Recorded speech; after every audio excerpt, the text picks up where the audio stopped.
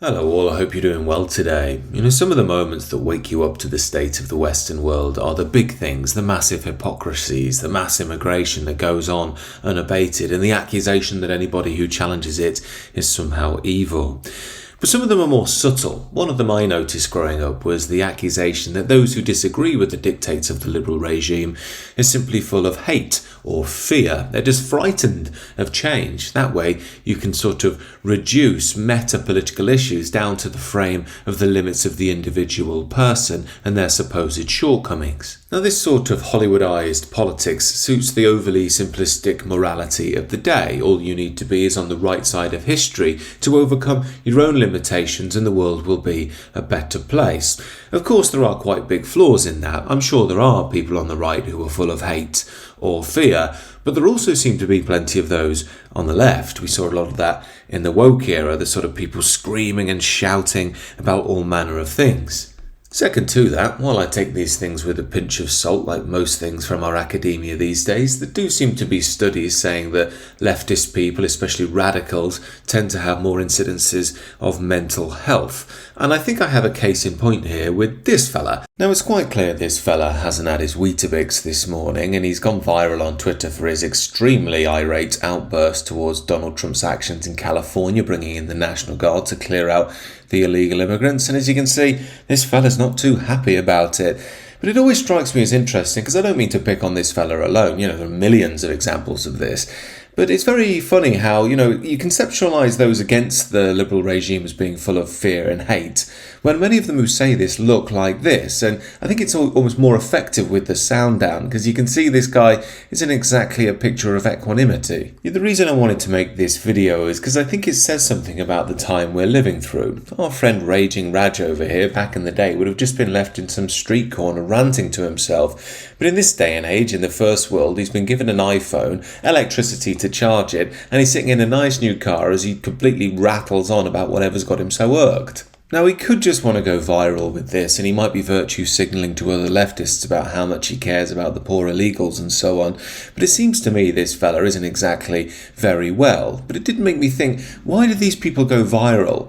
Well, I guess in an age where we have short attention spans, social media's constantly flying new videos at us, those which are more outrageous, that are more emotionally evocative, are always going to get the algorithm ticking. And I think this summarises why we're degenerating as a civilization right now. I've spoken a lot on the channel about how things have become increasingly feminised. One aspect of that is the trust in the emotionality of one's response. If somebody's crying or yelling or shouting or passionate about something, it means to us in this day and age that they care more, or this issue really matters. What this means is that people like this fella tend to get promoted and the political conversation revolves around them. It also means that the only people that are going to challenge them on the other side are going to be shouty McGouties too. Now, I'll be honest, I have a soft English spirituality. I can't bear the yelling and the shouting. I like peace and quiet. And I'm sure this doesn't make me very algorithmically friendly, trendy, or popular in this modern age. However, I can't help but think of a conversation I had with my friend a while back about what's happening to our civilization. As we fall into this tit-for-tat online battles between crazy people that get good ratings, sense, logic, balance, authority all get swallowed up and eaten alive. And I can't help but think that we've lost what Europe, especially England, was. The high-trust society where you knew the local bobby, where people would act in a way that you could predict, where, of course, there were difficulties and challenges, but people would largely meet them with a sense of fortitude and reserve, rather than high emotionality to try and get attention from other people and emotionally manipulate them. Now, I know things weren't perfect back in the day and there were problems, but it just seems to me that these modern shouty people are like orcs that have invaded the psychocultural space of the Shire. This got me thinking, how did we create what was England in the first place, at least what England was renowned for? Well, it would seem to me we had a very strong tradition, and that, if you like, aligned us morally. On top of that, it focused our minds in the same direction. It was homogenous, it was high trust. But I think perhaps most importantly, we had the underlying foundation of the strong, wise father ethic. What I mean is, I saw an interview with Peter Hitchens recently, who I do have some ambivalence towards. I've said before, he's the sort of guy that could start an argument in an empty room, but he does come out with some absolute gems. And one of these gems that really struck me when he was discussing how he's pro the death penalty was his line that it's more gentle to be pro the death penalty than anti. Now, this is an interesting choice of words, and despite being pro the death penalty myself in severe circumstances, I did wonder why he referred to it as gentle. It was something like because it provides justice for the victims, but it also creates a stronger, healthier society that knows that if it errs against the actual rules that sustain the balance and peace amongst the majority, people will pay the price.